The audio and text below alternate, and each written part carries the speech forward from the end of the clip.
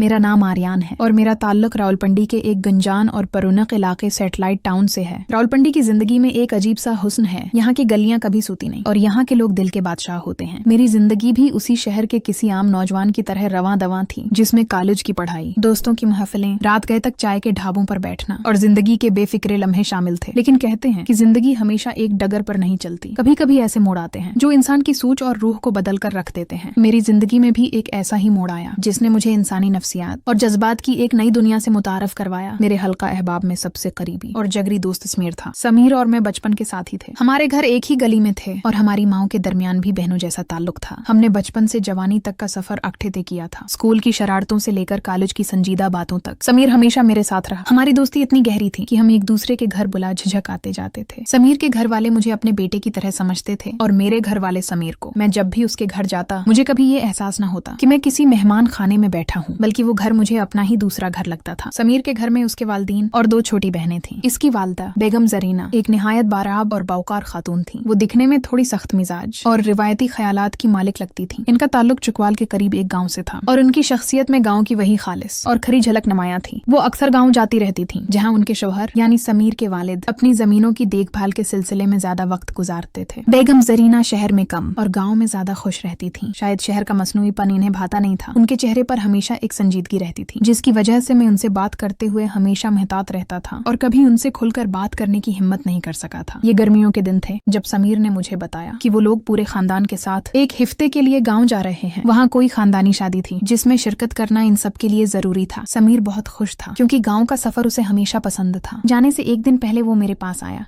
और घर की चाबियां मेरे हाथ में थमाते हुए बोला, आर्यान यार, ये चाबियां तुम रख लो, हम सब जा रहे हैं। घर खाली होगा तो तुम कभी कभार चक्कर लगाकर देख लेना कि सब खैरियत है या नहीं। वैसे भी माली पौधों को पानी देने आएगा तो तुम निगरानी कर लेना। मैंने मुस्कुराते हुए चाबियां ले लें और कहा, तुम फिक्र न करो यार, जाओ सुकून से एंजॉय करो, मैं हूं ना, सब संभाल लूंगा। अगले दिन सुबह सवेरे वो लोग रवाना हो गए। मैंने मामूल के मुताबिक दिन गुजारा। शाम को उनके घर का एक चक्कर लगाया। सब कुछ ठीक था तो वापस आ गया। जिंदगी अपने मामूल पर चल रही थी और मुझे अंदाजा नहीं था कि ये मामूली जिम्मेदारी मुझे एक ऐसे जज्बाती सफर पर ले जाएगी जो मेरी यादों का हिस्सा बन जाएगा। इसी दिन रात के वक्त जब मैं अपने कमरे में लेटा किताब पढ़ रहा था, अचानक मेरे मोबाइल की घंटी बजी। स्क्रीन पर एक अनजान नंबर जगमगा रहा था।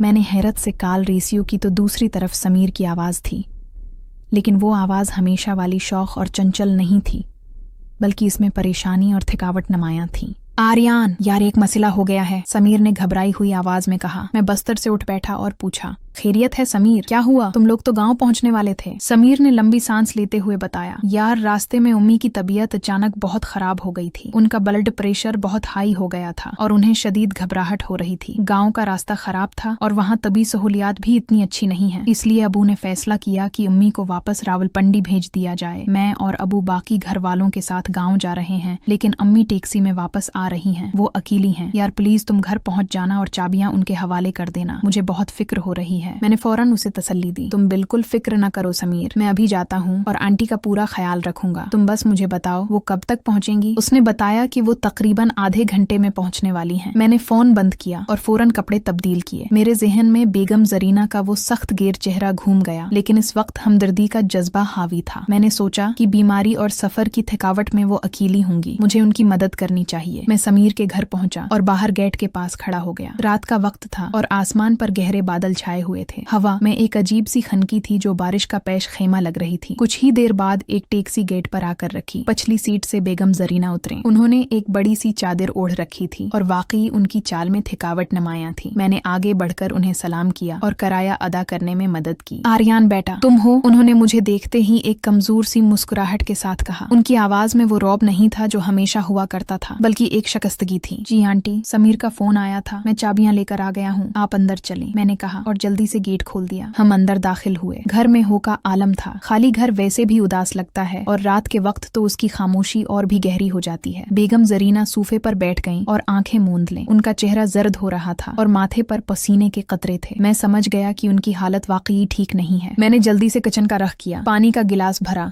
और उनके पास ले आया। आंटी, ये पानी पिएं और अपनी दवाई बताएं कहाँ है। उन्होंने पानी पिया और अपने परस की तरफ इशारा किया। मैंने दवाई निकाल कर उन्हें दी और पंखा तेज कर दिया। कुछ देर देर वो खामोश बैठी रहीं, फिर आहिस्ता से बोले, बेटा बहुत शुक्रिया, अगर तुम न होते तो आज बहुत मुश्किल हो जाती। ये खाली घर मुझे काट खाने को दौड़ रहा था। मैंने कहा, आंटी ऐसी बातें ना करें, मैं आपका बेटा ही हूँ। आप बताएं कुछ खाने के लिए लाऊं? आपने यकीनन रास्ते में कुछ नहीं खाया होगा। उन्होंने सिर नफी में हिलाया। नहीं बेटा, भूख तो नहीं है, लेकिन चाय पीने की बहुत तलब हो रही है। सिर में शदीद दर्द है। मैंने मुस्कुरा कर कहा, बस आप 2 मिनट रखें, मैं दुनिया की बेहतरीन चाय बना कर लाता हूँ। मैं किचन में चला गया। बाहर तेज हवा चलने लगी थी और खिड़कियों से बारिश की बूंदों के टकराने की आवाजें आने लगी थी। मौसम ड्रामाई अंदाज में बदल रहा था और उसके साथ ही घर का माहौल भी। मैंने इलायची वाली कड़क चाय बनाई और 7 बस्कट टरे में सजाकर लाउंज में ले आया।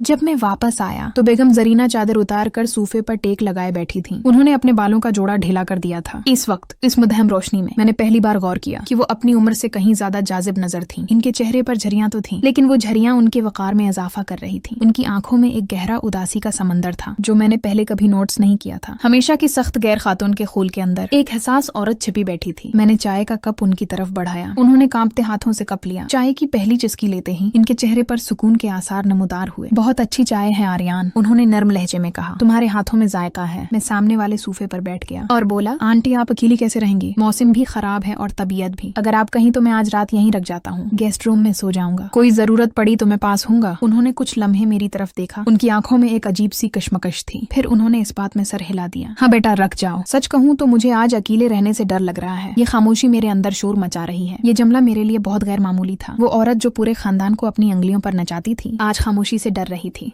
हम बातें करने लगे। बाहर बारिश तेज हो गई थी और बादल जोर जोर से गरज रहे थे। बारिश के शोर ने हमें और करीब कर दिया था, जैसे पूरी दुनिया से कटकर हम इस जजीरे पर अकेले रह गए हों। बातों बातों में बेगम जरीना ने अपने दिल के वो दरीचे खोल दिए जो शायद बरसों से बंद थे। उन्होंने अपनी जवानी, अपने ख्वाबों और अपनी अधूरी ख्वाहिशात का जिक्र छेड़ दिया। आर्यान तुम्हें पता है मैं कभी राइटर बनना चाहती थी। उन्होंने एक फीकी हंसी के साथ बताया। मुझे कहानियां लिखने का शौक था, लफ्जों से खेलने का जुनून था, लेकिन फिर शादी हो गई, जिम्मेदारियां आ गईं और वो डायरी कहीं संदूक की तह में गुम हो गई। मैं हैरान रह गया। आंटी आपने कभी दोबारा कोशिश नहीं की? वो खाली नजरों से दीवार को देखने लगे। कोशिश किसके लिए? यहाँ तो सबको बस रोटी, कपड़ा और साफ सुथरा घर चाहिए होता है। औरत के अंदर क्या टूट रहा है, उसकी रूह क्या मांगती है, ये कोई नहीं देखता। मेरे शौहर बहुत अच्छे इंसान हैं, लेकिन वो मेरी खामोशी को कभी नहीं समझ सके। वो समझते हैं कि अगर घर में राशन पूरा है तो मैं खुश हूँ, लेकिन रूह की भूख का क्या? इनके अल्फाज में इतना दर्द था कि मेरा दिल भर आया। वो आज एक माँ नहीं बल्कि एक इंसान के तौर पर मेरे सामने थी। एक ऐसी औरत जो अपनी शनाख्त खो चुकी थी। रात गहरी होती जा रही थी। बिजली चली गई और कमरे में सिर्फ इमरजेंसी लाइट की मुदहिम रोशनी रह गई। साए लंबे हो गए और माहौल मजीद परसरार हो गया। बेगम जरीना शायद अपने अंदर के गुबार को बाहर निकालना चाहती थी। वो बोलती रहे, कभी अपनी तन्हाई का शिकवा करते, कभी बच्चों के दौर हो जाने का गम। मैं सिर्फ एक खामोश सामा बना उनकी बातें सुनता रहा और कभी कभार उनकी हाँ में हाँ मिला देता। मुझे महसूस हुआ कि इन्हें सिर्फ एक ऐसे शख्स की जरूरत थी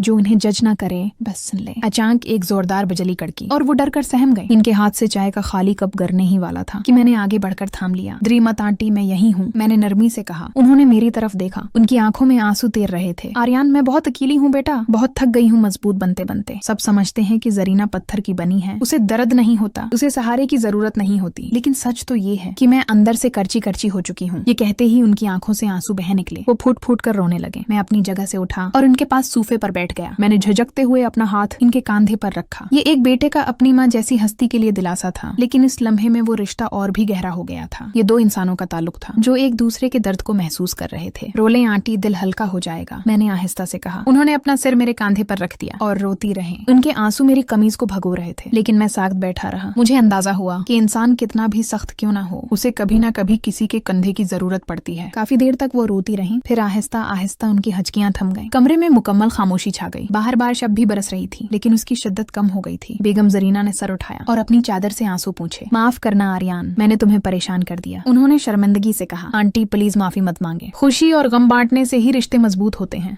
मैंने कहा, आप बहुत बहादुर हैं, लेकिन बहादुर होने का मतलब ये नहीं कि इंसान रो नहीं सकता। उन्होंने एक गहरी सांस ली और मेरी आंखों में देखा। अब उनकी नजरों में वो थकावट नहीं थी, बल्कि एक अजीब सा सुकून था। तुम बहुत समझदार हो आर्यान, समीर खुशकिस्मत है कि उसे तुम जैसा दोस्त मिला। काश मेरे घर वाले भी मुझे इतनी ही तोजा से सुन सकते जितनी तोजा से तुमने सुना है। हम दोनों वहीं बैठे रहे। बातों का सिलसिला दोबारा शुरू हो गया, लेकिन अब मौजू उदासी नहीं बल्कि उम्मीद थी। हमने जिंदगी के फलसफे, पसंदीदा किताबों और पुराने वक्तों की बातें की। मुझे पता चला कि वो शायरी की भी शौकीन है और इन्हें पुराने गाने गाने बहुत पसंद हैं। हमने मोबाइल पर कुछ पुराने गीत लगाए और खामोशी से सुनते रहे। रात के पिछले पहर इनकी आंखें नींद से बोझल होने लगी। आर्यन, अब तुम भी सो जाओ, रात बहुत हो गई है, उन्होंने शफकत से कहा। जी आंटी, आप आराम करें, मैं यहीं सोफे पर लेट जाता हूँ, मुझे गेस्ट रूम में नींद नहीं आएगी। मैंने इसरार किया। मुझे लगा कि उन्हें अभी भी मेरी मौजूदगी की जरूरत है। उन्होंने मुस्कुराकर एक कंबल मुझे दिया और खुद दूसरे सोफे पर लेट गईं। थोड़ी ही देर में इनकी पुरस्कौन सांसों की आवाज आने लगी। मैं जागता रहा, छत को घूरता रहा और सोचता रहा कि इंसानी रिश्ते कितने पेचीदा और खूबसूरत होते हैं। एक रात की गुफ्तगू ने मेरे दिल में उनका मकाम बदल दिया था। अब वो मेरे लिए सिर्फ एक दोस्त की माँ नहीं थी, बल्कि एक बेहतरीन दोस्त और एक जिंदा इंसान थी। सुबह जब मेरी आंख खुली तो बारिश थम चुकी थी। खिड़की से सूरज की नरम करने लाउंज में आ रही थी। बेगम जरीना किचन में थी और पराठों की खुशबू पूरे घर में फैली हुई थी। मैं उठकर किचन में गया तो वो बिल्कुल हशाश बशाश लग रही थी। रात वाली उदासी और बोझ कहीं गायब हो चुका था। अस्सलाम वालेकुम, उठ गए तुम? चलो जल्दी से मुंह हाथ धो लो, नाश्ता तैयार है, उन्होंने मुस्कुरा कर कहा। इनकी आवाज में वही पुराना खंगता हुआ लहजा वापस आ गया था, लेकिन इस बार उसमें सख्ती नहीं, अपनायत थी। हमने मिलकर नाश्ता किया। बातों के दौरान उन्होंने रात के वाकये का कोई जिक्र नहीं किया, न ही जज्बाती हुए, लेकिन उनकी आंखों में जो तशकर और नरमी थी वो सब कुछ बयान कर रही थी। वो जानती थी और मैं भी जानता था कि हमने एक दूसरे के साथ एक ऐसा राज बांटा है जो हमारे दरमियान हमेशा एहतराम और मोहब्बत का बायस रहेगा। वो राज इनके आंसू थे और मेरी खामोश रफाकत। नाश्ते के बाद मैंने जाने की इजाजत चाही। उन्होंने गेट तक मुझे छोड़ा और जब मैं जाने लगा तो इन्होंने मेरे सर पर हाथ रखा और दुआ दी। आर्यन, जिंदगी में कभी भी तन्हा महसूस करो तो याद रखना मैं हमेशा मौजूद हूँ, उन्होंने कहा। मैंने मुस्कुराकर सर हिलाया और बाइक स्टार्ट की। जब मैं गली के मोड़ से मुड़ा तो मैंने शीशे में देखा वो अभी भी गेट पर खड़ी मुझे देख रही थी। रावलपिंडी की सड़कों पर वापस आते हुए मुझे सब कुछ नया और रोशन लग रहा था। इस रात ने मुझे सिखाया कि हर सख्त चेहरे के पीछे एक नरम दिल होता है जो मोहब्बत और तूजा का तालिब होता है। हम अक्सर अपने बड़ों को सिर्फ रिश्तों के नामों से जानते हैं, माँ, बाप,